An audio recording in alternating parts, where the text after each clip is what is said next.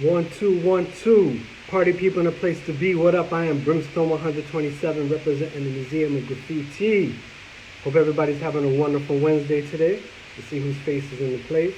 Tonight we have an interview with the one and only Adam Fu. You know we're going to do what we came to do. Discussing hip hop because it don't stop. Graffiti art because it can't.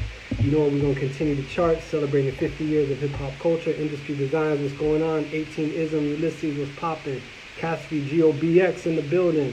Bella Machina, Melancholy, what's up? Sessom, what's going on? What's going on? So like I said, man, welcome to the Museum of Graffiti. If it's your first time attending Art Talk, we're here every Wednesday, 7 p.m. Eastern Standard Time to discuss the wonderful, beloved culture that we know as hip hop and graffiti art. So we're gonna get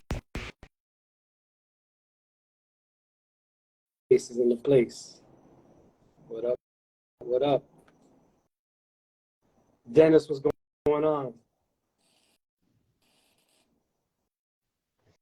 And we see what up, Adam Fu? What's going on, man? Yo, what's going on, party people? How are you, man? I'm doing well, thank God. How are you doing, I'm man? doing good, man. Yeah, I'm kind of like actually I'm nursing an injury right now, but other than having a shoulder injury, everything is well. Good. It's glad to have you on our show. You know, I didn't even get to really kick it to the people about who you are, what you do. So we're just going to take them all the way from the top and from your beginnings, All man. right. Tell us where you're from and where your parents are from. Well, I'm originally from California. I was born in Chicago, but I was raised in the Bay Area. My father was also born in California. My mom's from she was actually born in Pennsylvania, but they met out there. They lived in California. That's where I was raised, and that's where I first yeah was exposed to graffiti. Okay, wait, hold on. In the chat, y'all are saying that you're having some volume issues. Can you not hear? Is it either me or is it Adam or both of us? Or is the sound better now? Just check in and let us know that you can hear us all right. So we're rocking with the one and only Adam Fu. You got some people in the place. Leo the letterer is in the building.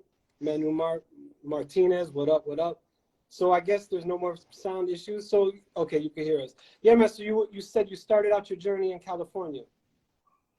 Yeah, I did. I did, and we had talked about it that like hip hop culture kind of had a big wave hit the Bay Area in the early 80s, and I was a little kid, and around that 83, 84, 85, there was just a lot of media, a lot of movies, a lot of videos, a lot of I mean, you would start to see sort of hip hop culture in commercials and in print ads and stuff like that. And so I was always kind of trying to find whatever graffiti part I could because I gravitated towards the lettering right away when I first saw it.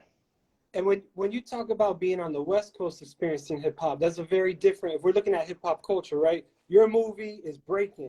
The East Coast is Beat Street. What were some, as a youth coming into that? What are some of the major differences that you would see in New York or East Coast style versus what was going on in the West Coast? At that time I had no clue. That time it was all the same to me. It was all just like this sort of this crazy new art, and I couldn't make a distinction whether it was East Coast or West Coast. And I didn't really have any access to graph in those early years, other than maybe seeing something in a movie. It wasn't really until later in the '80s when I started going up to San Francisco for this. I used to be in this Buddhist organization, and they would have these Sunday events, and I would go to these events, and there were all these San Francisco kids that were also in that organization, and so I started seeing these kids, older kids than me, black booking, and I didn't know what that was, of course, but I could tell there was a lot of energy going off in those books, and I tried to get as close as I could. Really couldn't get close because I was a suburb kid. I lived about 40 minutes south of San Francisco. Um, and but it eventually got to me. But around 88 or so, I was probably doing my own little bubble letters on paper. Mhm. But really didn't get up until 92. But by 88, I remember putting in that work, that early work, you know. And who were some of the pioneers of San Francisco, of that area?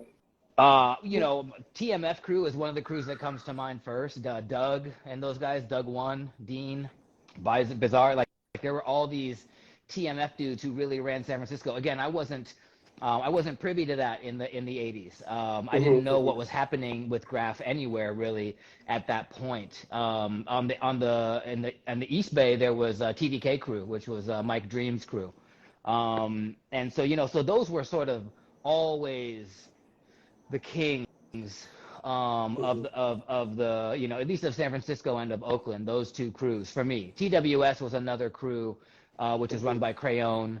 TWS had a big influence on me, but again, that came a little bit later because again, in '88 I was just on the outside looking in. By '92, even though I was still living south of San Francisco, I started going to an arts high school in San Francisco School of the Arts, and that's really where I met real writers and really started actually bombing. And I was out in San Francisco, I think the late '80s, and I remember Twist and these horses all over San Francisco. Twist and reminisce, yeah, of course. I mean, like I could go on. We could do a whole talk about the influence of THR crew on Bay Area graffiti. Of course, Barry McGee is a living legend. And that, but also that really, like, I knew about TMF before I had ever heard of Twist, even though I guess I'd seen some screws around, but didn't know whose screws those were. But because it was around '91 is when I started spending time up in San Francisco, like real time in San Francisco. In '92, I transferred high schools up there, and that's when it really started. Where like at my arts high school, the majority of that little school, everybody had a tag, everybody was writing, and it was actually a really beautiful time in the Bay Area, that sort of early '90s, because it was a big bus hopping scene at that time, where kids would just you get out of school and you would just mob like 15 writers, all with juicy markers, all getting onto the same bus. You ride it a couple of stops, everybody gets up at once, everybody breaks out the fucking bus and hops another one. And we would bus hop all afternoon, all evening long. I mean, you would bus hop all the time, and that shit was, it was beautiful. It was a beautiful time in SF. And I'm seeing some of these flicks, which I'm glad to see these, because these are some of the older ones. This rooftop shot right here is, I think, from probably 98. Me and my man Scar doing some rooftop in the Tenderloin, which was one of my neighborhoods of choice to go bombing. We would day bomb in the TL back then. Yeah, and the Bay Area and even California period in the early '90s played such a major role in the golden era of hip hop, with Souls of Mischief and Hieroglyphics and Far Side and Bay Area. I mean, Bay Area MCs were definitely representative of Bay Area graffiti, just total wild stuff. It's true. I was outside of the box. Thinking about Living Legends. That's like my sister's a singer, and so my sister was making a bunch of music, and she was getting more integrated with those Living Legend guys. And actually, I did an album cover for this crew called Mixed Practice. That was Mixed Practice. They were right there. They were like the youngsters hanging around with the Living Legends crew. Wow. So very close to Hyro as well. All that, they were all. The Bay Area hip hop scene back then was pretty small, even though it was like really, really popping off. It's a small area, the Bay Area, you know what I mean? And so everybody knows everybody in a way. And yeah, I did this Mixed Practice album cover, just like Sharpie ink on paper of like a potted plant, I think, with Mixed Practice letters in it. But I haven't thought about that in a long time. So your high school years, you say it was a bunch of writers. When did you step out and realize, I am a writer, this is what I want to do, these are the cats I'm rolling with? What was that like? I'll tell you what, when like I said, back into the early 80s, I immediately thought I was like a writer when I was just like this youngster who I didn't know anything. But to get closer to the answer to your question, really the moment I started going up to San Francisco on my own in early 1992, because I would take a train, 5 a.m. I would take the Caltrain, which is a commuter train that goes up the peninsula from where I lived in the South Bay to San Francisco. And then I would take a couple of buses to get to my school. And so that all that commuting every day, which was a lot, right? It was like 2 hours of commuting each way, basically. I saw so much graph that I just was like, I wanted it real bad. And it just turned out that when I got to that arts high school, that was the thing that was happening. I think I mentioned to you before, at least in writing, that there was a dude that wrote MISK, my homeboy Sandro. And that guy really, M-I-S-K. He showed me a lot. He showed me a lot of basics. He had been around. I think he started writing in like '89, so he had a couple years jump on me, and he knew it all. in my eyes anyway. And he was also connected to Crayon with TWS. So like Misk was gleaning all this information off of Crayon and Estria and Raven and these TWS guys. And then I was lucky enough to be getting a little bit off of them as well. And you know, all throughout high school, it was like partying, bus hop, you know, doing graffiti and studying a little bit. And then right after I graduated, you know, it took me like 6 to 12 months to kind of get on my feet, as far as like I had to get like some sort of a job and I had to get some sort of a place to stay. But once I had those two basic elements, it was on, you know. So 94, it was like, it was go time. It was on and popping, no doubt. For those of you that are just locking in, we on with the one and only Adam Fu.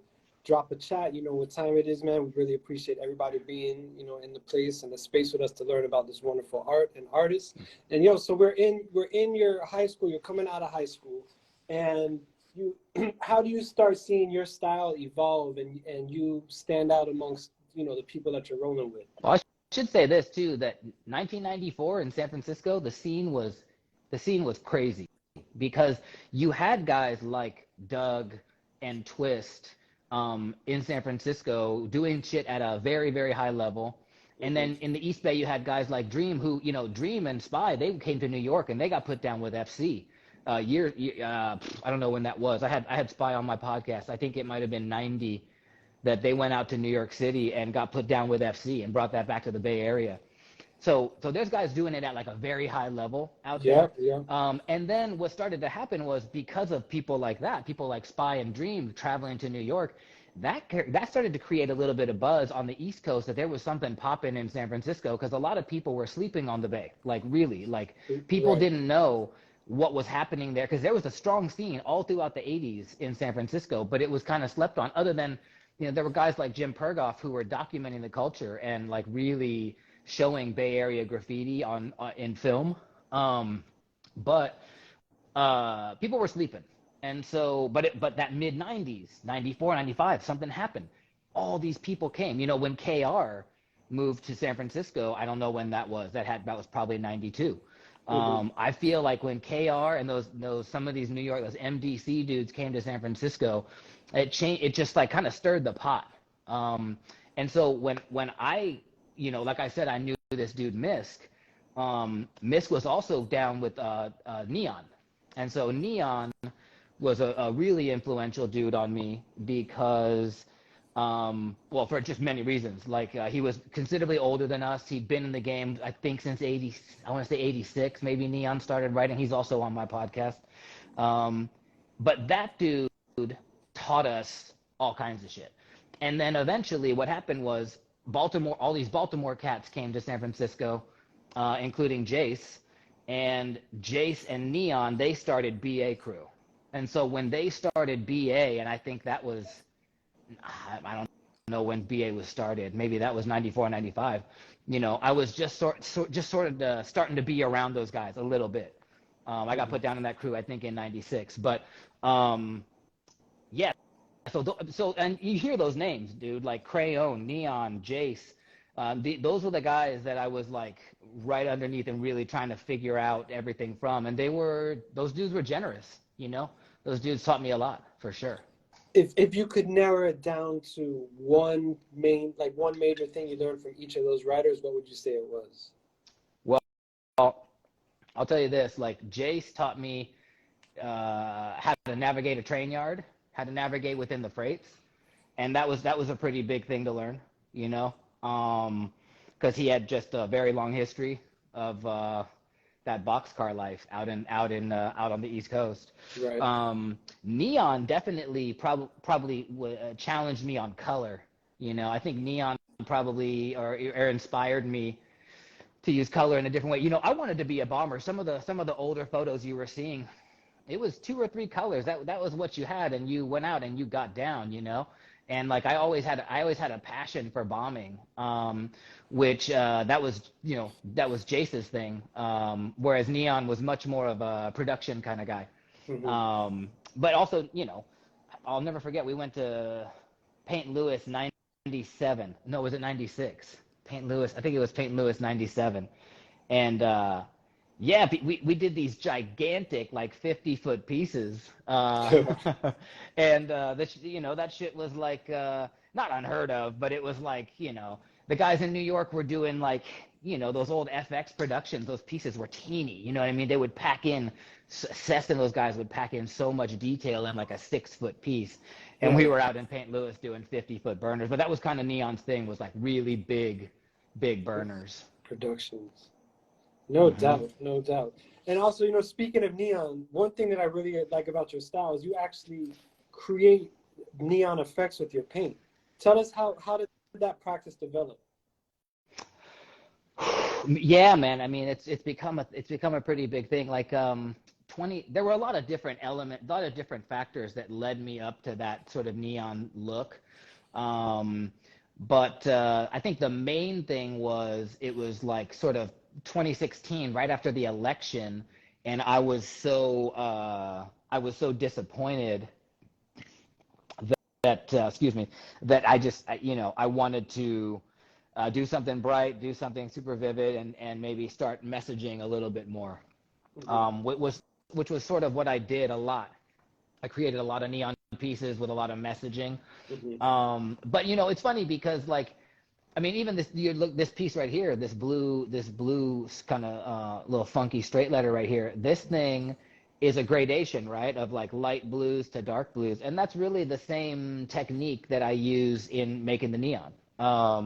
It's just I I enjoy sort of living in the world of neon and living in the world of like the neon culture, because there's such a huge culture around like that signage, and like Yes. anybody you talk to that's not maybe a little kid, a little 5-year-old, maybe not have any context, but everybody loves neon. Everybody loves neon signs. And it's And so representative of the 80s, you know what I mean? exactly. I mean, but some people will say like I've had people say, oh, it reminds me so much of the 70s, or, whatever it might be. But for me, yeah, I think 80s too, because I'm kind of an 80s kid.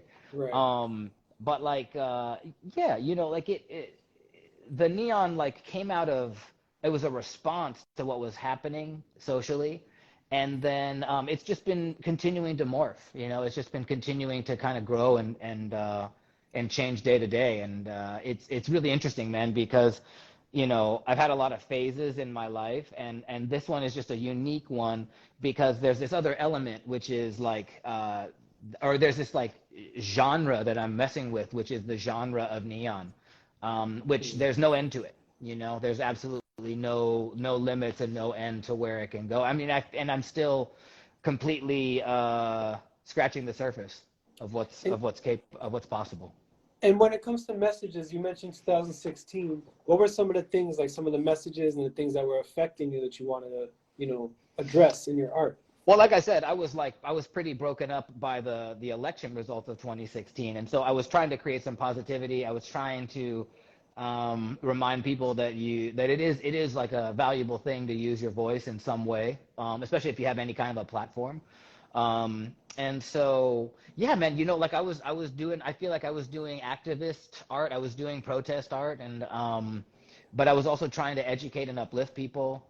That's always been sort of a goal of mine, would be to spread positivity on people, even though sometimes my work can seem confrontational, and sometimes it is. My goal is to always spread the light, and spread positivity. No doubt. And was that something that was instilled on you from your parents, something you just kind of found on your own? I mentioned that I was raised in like a Buddhist house, and so it was definitely through that Buddhist teaching, or that Buddhist practice, that I had at an early age, that was like, always have compassion and always be thinking of others. So, I suppose like a part of what I'm doing is trying to be in service of others. That's dope. How did that foundation of Buddhism, or growing up in that lifestyle, how did that translate into your work? Well, I suppose that like, because like, one of the main tenets of the organization that I was raised in was to like pray for your enemy's happiness. And that always seemed like such a crazy, far out idea for me as a kid. I mean, it's still difficult sometimes.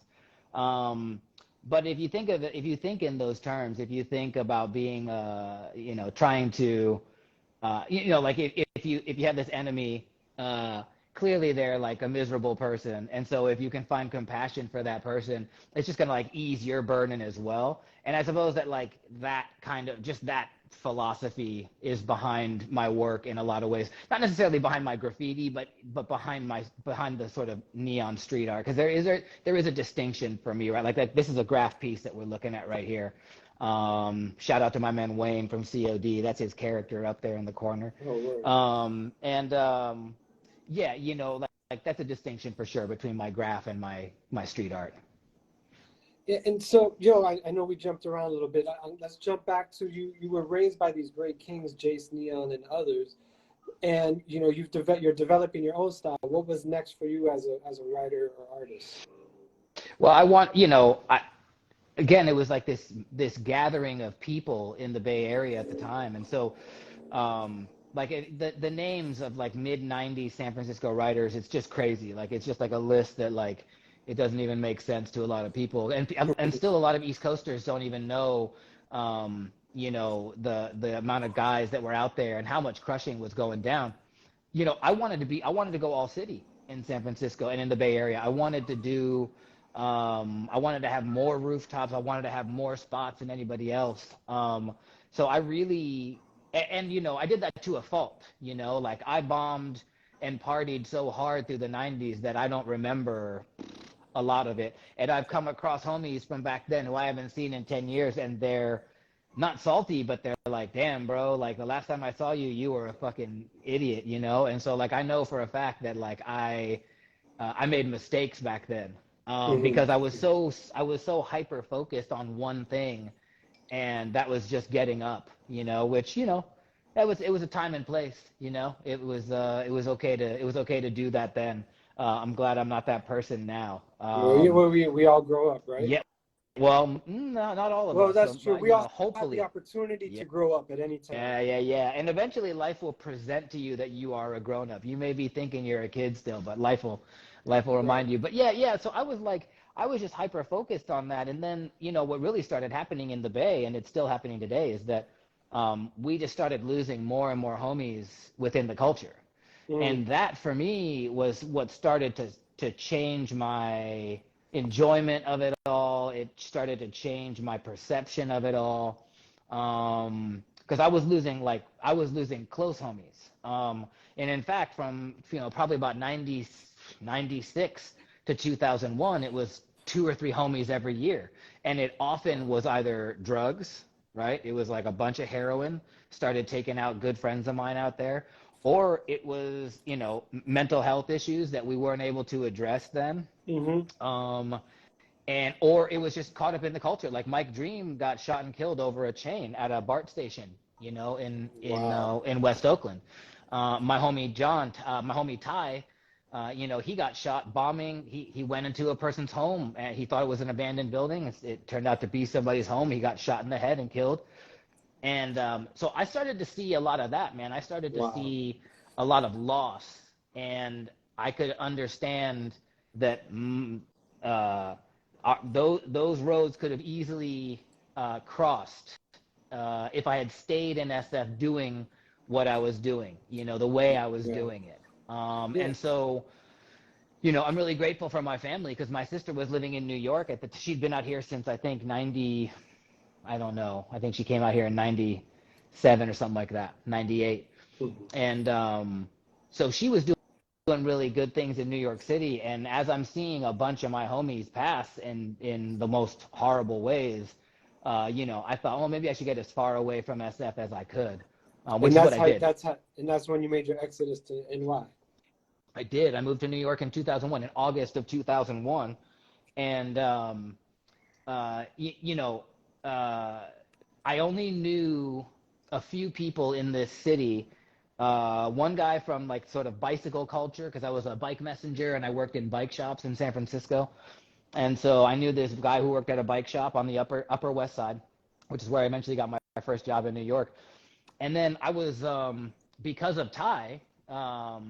Ty came to New York, I think, in like early 90, early 90, '97 maybe. I'm not exactly sure when Ty came out here, but when he came out, he got put down with KCW crew, which was a crew started by, Rhyme and Nace and Setup, and so he brought KCW back to San Francisco. And when he got back, we were bombing right before he was in New York. Like he and I were going out, and then we got to do a bunch of bombing right when he came back. And so anyway, he put me down in KC Dub. So when I moved to New York in 2001, the only writers I knew were Setup and Rhyme, and Nace. And I mean, I guess I knew a few other guys, because there were like the O's 108, like those KYT dudes had come out to New York before me. Pac-Man and God, I'm trying to think of some of the other writers. O's, Pac-Man, Gen 2, those guys all started at like they're all part of that 907 family. But I didn't really know who was here, but I knew that Setup and Rhyme were here. So one of my very first days in New York City in August of 2001, I went out to Jersey and got painted freeways with Rhyme and all those guys, and it was wild. It was crazy. And in particular, it was crazy because like I was in a whole new environment and I was living there. I wasn't traveling anymore. Right. It's one thing to go and travel to another city and bomb it, but like to move to a new city and then to be out bombing it like that first day or two was like, it was kind of like go time. And on Um, top of that, the mecca of graffiti, it's hard to make your name out of a place like right, New York City. right. And and as daunting as all that was, I never even thought about it. I just thought, well, you just start chipping away, and just start getting up. However, I think in retrospect now I realize that like I was probably pretty depressed of how many homies I had lost, because there were probably, I mean, literally like maybe 10 homies that died the last few years that I was in San Francisco, and that was weighing on me, and I didn't realize it. But one of the ways that it was affecting me was that I didn't want to do graphs at that point, and then 9/11 happened a month after I had been here, and 9/11 really kind of like that locked down the city. People were not going out the way they were. Like the graph scene. I always wondered if someone's kind of documented what happened between, September of 2001 and like the next year as far as how much graph was done in the city, because I feel like there was very little. And yeah, I think the combination of those things made in early 2002, I just kind of I stopped writing, for the first time really since 1992. Wow. For those of you that just tuning in, we here with the one and only Adam Fu. I'm gonna run it back a little bit, Adam. It came in from the text. Somebody asking you. There's several people that write Adam. How do you feel about that? Yeah, that's I really like that question. So like, and I should say this, like my birth name is Adam, Adam, and I didn't know when I first started writing Atom, I didn't know that there was any other. This is pre-internet, and for me it was just sort of knowledge. Like I hadn't seen, I believe it was Subway Art. I hadn't seen Subway Art, the book, but when I did, there's an Adam from LOC Crew, the Brooklyn Adam. Yes, isn't it right on the back cover? It's on the back, right? Is it on the cover? Okay, yeah, I'm not sure. I think it's a silver. It's like a black and silver. Okay. And I just at the time thought, well, this guy's like kind of old school, and I'm in California, so I didn't even sweat it. Years later, right, I find out that there's Adam 1 from, I believe, Denmark, Stick Up Kids. And then there's Atome, the homie from Australia. And then there's my homie in Florida, Atomico. And so interesting thing was about 5 years ago, I wanted to, no, 5 years ago, my God, it's more like 10 years ago now. I wanted to do a group show. I wanted to do a group show with all 5 Adams. Still putting it out there. Adam from LOC was down. The original Adam was down. And so I kind of wanted to be like to the other guys. They say, look, if the original Adam wants it, let's all do it. But it never happened. But to that dude's question, I'm the only one that writes ATOMS. I don't know. I don't think about it much, because I feel like every single Adam that's out there, there's 5. There's different flavor, much different flavor. And essentially there is also different spelling for all of them. So right. maybe that answers it more. But also, like I said, my birth name, ADAM, and so I feel like I have a birthright to it.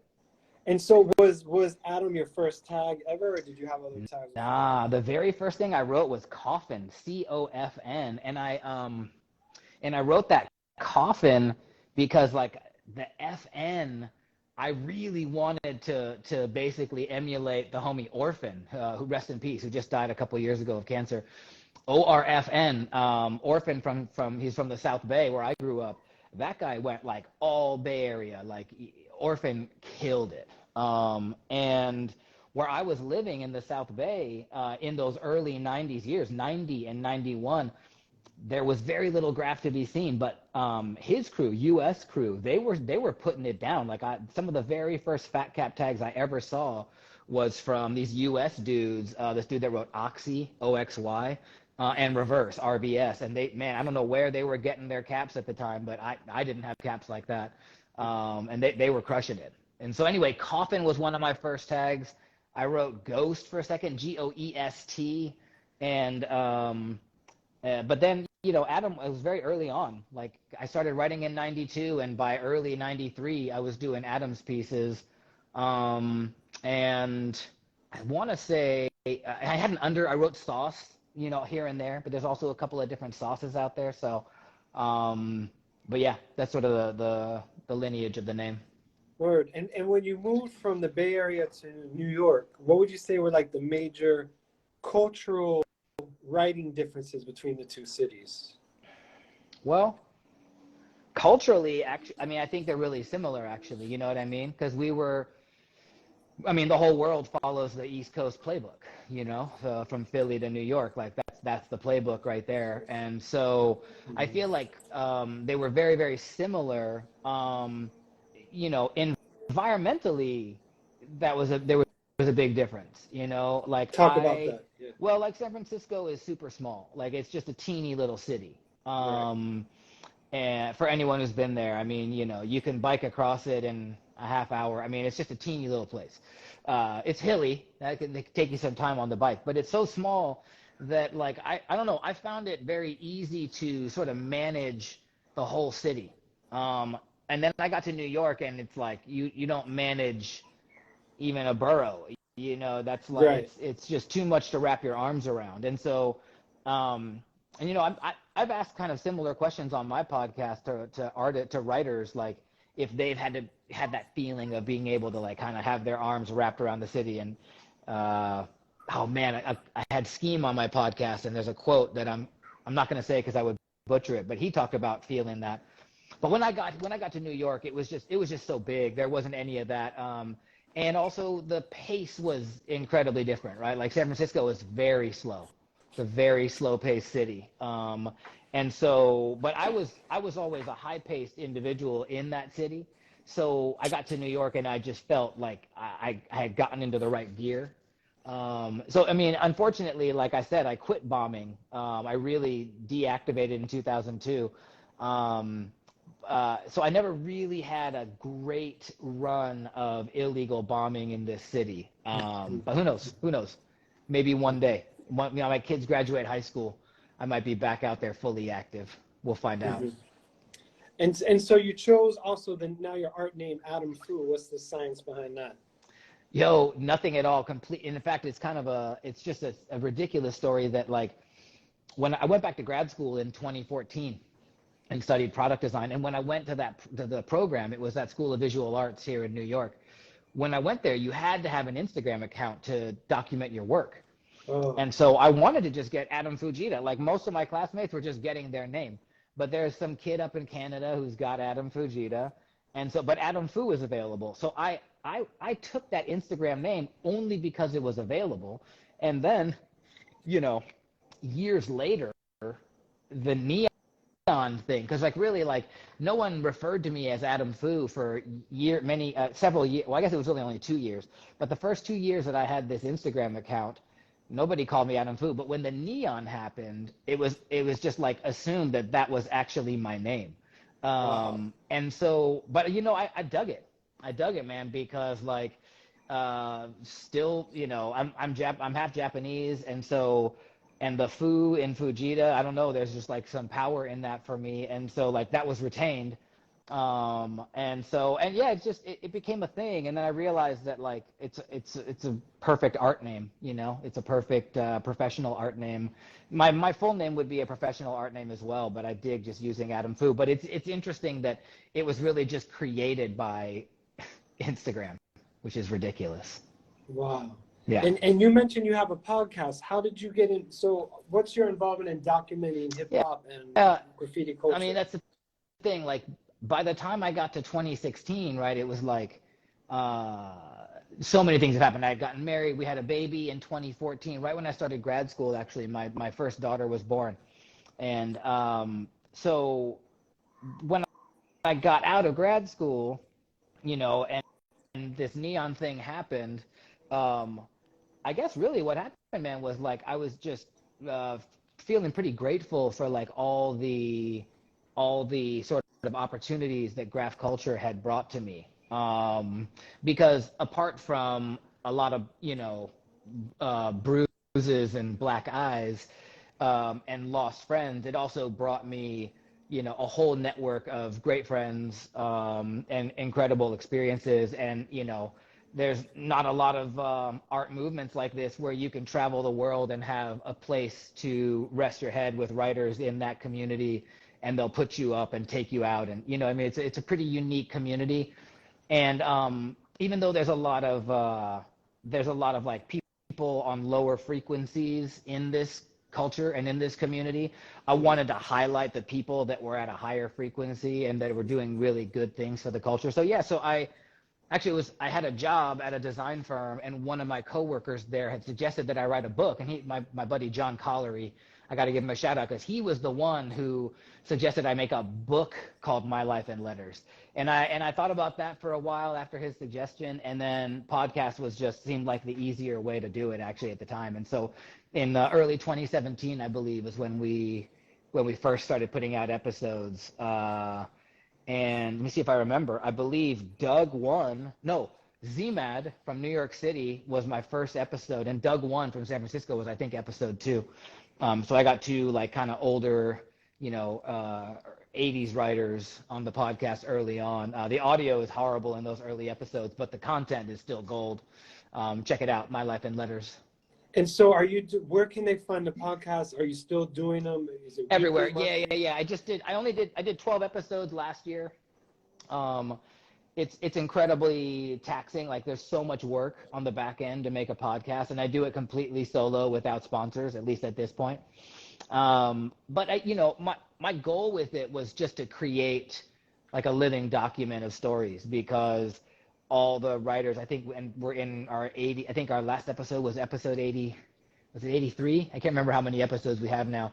But it is creating this very dense living document of stories from artists that are definitely slept on within the greater art culture.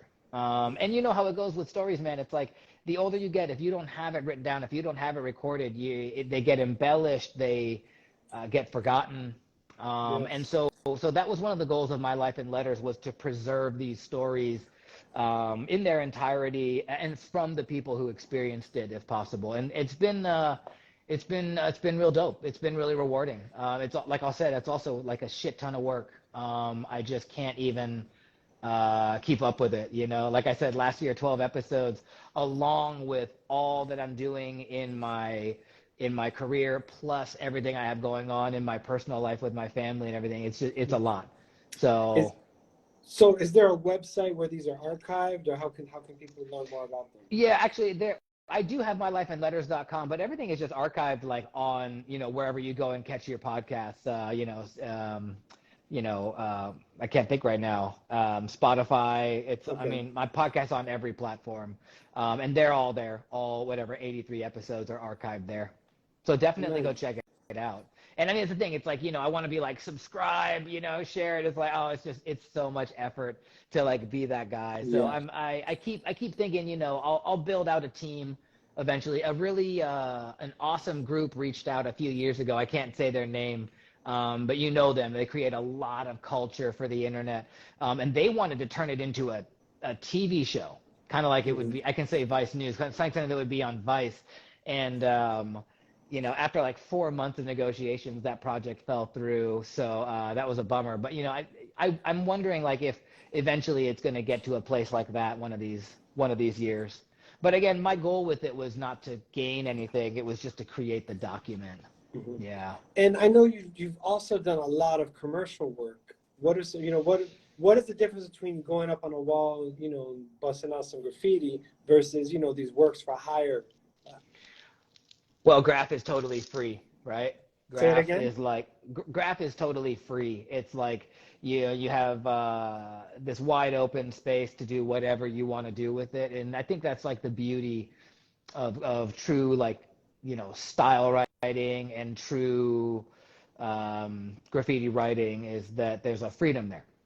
And with client work, you know, you have all these different energies really to balance. You have, this dynamic of having a client and oftentimes having multiple middle people on the calls with you with that client, and you need to be able to take everybody in and be professional and also have like a very sort of yes and type thinking, and you can't shoot down ideas. You need to continue to build those up, and that's stuff that I learned in grad school. It's stuff I knew even before grad school as well, about how to just talk with people and encourage people. But working commercially is very difficult because it's oftentimes the final product that you may have in your mind is not what your client has in mind, and so you need to be a super flexible person and also like a very good communicator to be able to understand what they're asking for and be able to try to deliver that within the sort of time frame that's given to you. And it's a trick, and every single client, and I've been so blessed to have worked with so many awesome brands. And I think what's really key in every single one of those is like that communication Mhm. element and then being flexible. Whereas, man, you are standing at a wall and you have the next 6 hours to do whatever you want and a bag of paint. I mean, it's a very pure feeling. Right. It's why I'm actually really like, I'm really happy that I basically hustle and slang my neon commercially, but not my graph. Word. It's like my graph is still, even though I'm not, getting up, bombing every night, it's still real pure on the graph end for me, and I love it, because of that, because there's that simplicity to it, and also it probably does remind me of back in the day when, I had less responsibilities and more hair. Who were some of the major clients you worked with?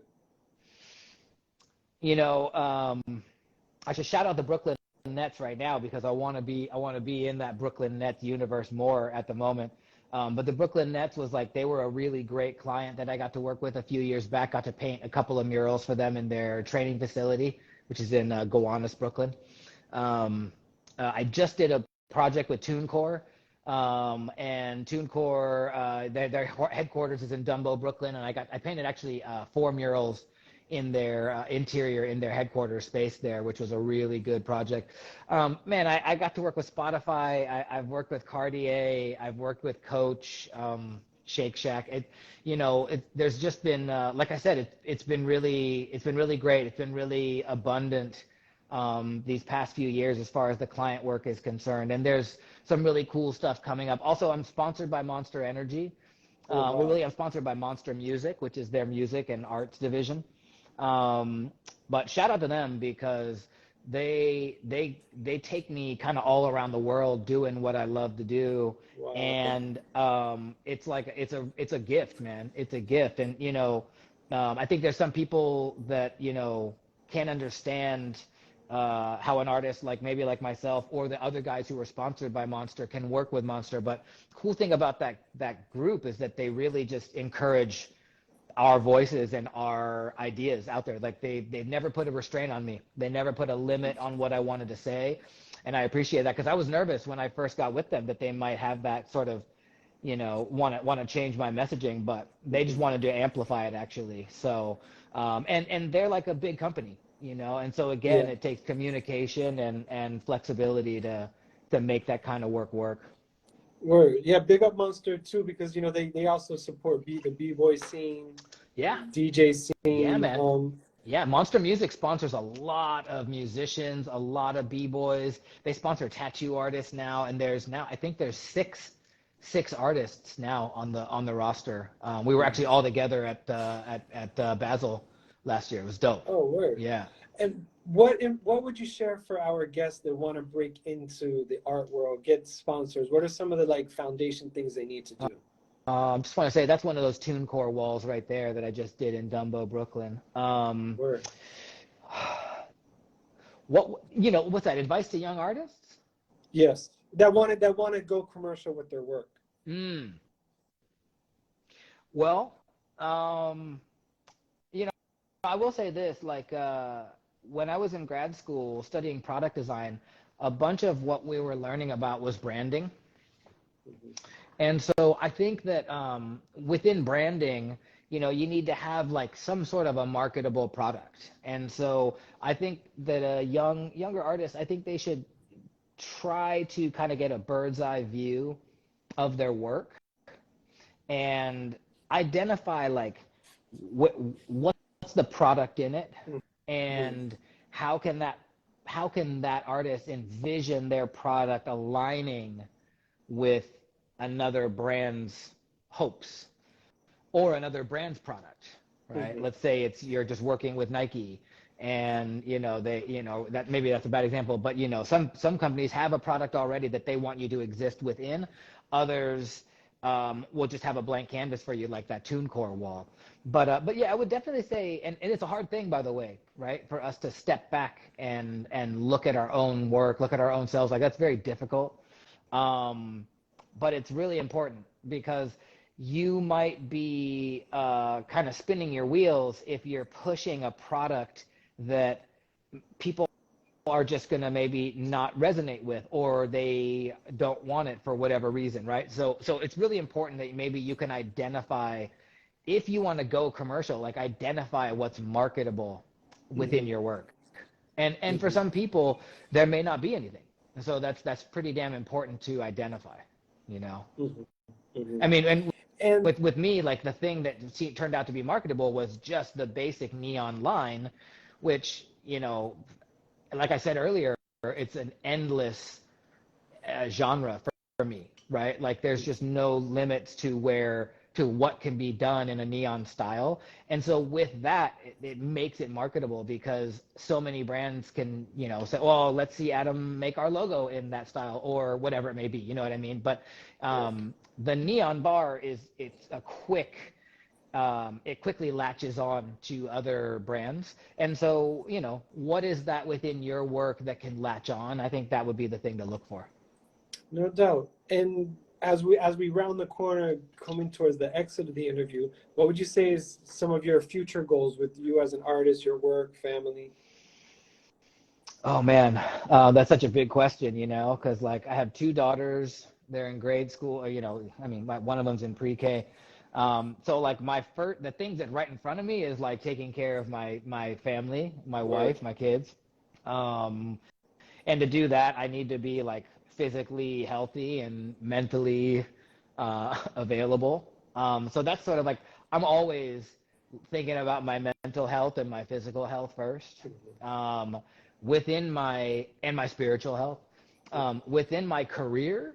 Um, it's really interesting. Like I said, I've been nursing this shoulder injury, so I can't paint currently, and it's been 4 weeks since I could raise a can, and I got about four more. My doctor says before I should be 100% able to move it around.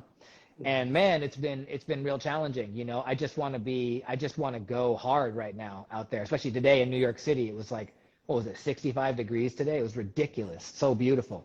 Um, but I can't do that. And so it's been interesting. I've been forced to kind of slow down. I've done a bunch of left-handed paintings these past few weeks, Mm. and like abstracts. And I definitely want to be doing more gallery work. Mhm. And my mind keeps going towards sculpture. So I guess maybe keep an eye out for what sculptures uh, are in the mix. I just was in a group show at a gallery here in New York City called Harmon Projects, and I presented a sculpture on, it was wood and wood on acrylic in resin. So it was like a wall mounted sculpture. And I'm definitely interested in more of that. So that's like sculpture is sort of a personal goal that's coming up. And as far as like what's going to be public, there's going to be a lot of walls coming up in 2023. A lot of just like, private client work that will be public, and a lot of Monster Energy stuff that'll also be public. So keep your eyes peeled on that for sure. And are you currently, when you do these bigger productions, are you currently working with a crew? Are you mentoring any younger artists? So when I just did that TuneCore project, I brought on 3 different assistants, all younger than me. Everybody's turning out to be younger than me lately. But I don't know if I was mentoring that much. I wish I was actually mentoring like a young artist who really wants to be, doing something similar to me. Because I do think that's a really important part of graph history, and I think actually it is very much lost. I talk about it on my podcast a lot, the lack of mentorship in this generation of writers who are coming up on the internet as mentor. And I can feel it. I can see a lot of, I'm not like a graffiti whisperer, but oftentimes I can feel a young writer whose roots are kind of wishy-washy because they've seen so much dope graffiti on the internet. Versus like back when I was coming up, you had, I like that piece there. Shout out to my man, Davey Vade. He just passed a couple weeks ago. Rest in peace. When I was coming up, everyone had a mentor, and you had somebody, you were shaking their damn cans and mixing their bucket paint for sure in order to get that fat cap and to get that knowledge. And that's gone. That's gone. Essentially that mentorship system is gone. And so so I'd be hyped to have a mentor. So slide into my DMs if you guys are serious. Word. And as hip hop culture was founded on mentorship and or battling. So you're either getting taught or you're getting schooled or getting served or you're biting, right? And so and still even to this day, we see what happens when we lose the battle skill, when we lose the mentoring, and then we lose the history. People don't visit how did this happen? How did this start? It's lost in the history because you're no longer tapped into the humans that helped bring this art form to where it is today. That's true. And we're celebrating now 50 years of hip hop culture. Crazy, dude. Yeah, it's dope. Yeah, man. So, is there anything else you'd like to share with our people? We still have a few minutes to rock. Oh man, I mean, there's so much more that could be said. I don't know. I mean, I guess I should say I definitely appreciate all the support that I continue to get through this platform. I give this platform a lot of shit, actually. I give Instagram a hard time, but I think it's important that we think critically about this social media that we're all engaged in so heavily. And like for me, like I know a lot of content creators that are of color that their work doesn't get out there, and there's still a lot of like white supremacist content on this app that is trending. And so while I appreciate all the impact that the app has had on me personally and professionally, like I think it's important that we scrutinize it for sure. But for the people that do support me genuinely, I really appreciate it. And Museum of Graffiti, I'm definitely in awe of what you guys are doing, and happy to be a part of this document actually that you guys are creating with these talks. Give thanks, man. We appreciate the opportunity to be able to share your story and everyone else's, Yeah, man. It's important to do. Do you have any shout outs you'd like to send? Damn, well, I'm looking at this piece right here that I just painted at this Stockwell Hall of Fame in London. I was just out there. Man, when was that? That must have been November last year. And I was rocking with my man Goro, so I want to give Goro a shout out right there. There were a couple other photos that I saw earlier that were like kind of making me want to like give some shout outs, but I don't know, man. Like right now, I'm just thinking about like my wife and kids. I'm gonna go home in a little bit and be with them. I definitely want to shout you out, homie, for this interview. Thanks for taking the time. I guess on the graffiti side of things, I should definitely call out my Class Axe crew out in the Bay Area. Well, really, Class Axe are worldwide now. But yeah, shout out to my crewmates. Yeah, there's just like so many people I could shout out. So Word. you know who you are. You know who you are. Adam Foos sending positive vibes. And thank you for the love. Before you get out of here, walk us through like what a typical day in your life is like. So that's a great question. Well, actually, right now it's like full of physical therapy and acupuncture, which is not typical. That is not typical. That's just what's happening lately. But normally, man, I take my kids to school in the morning. My studio, I live and work in Bushwick, Brooklyn.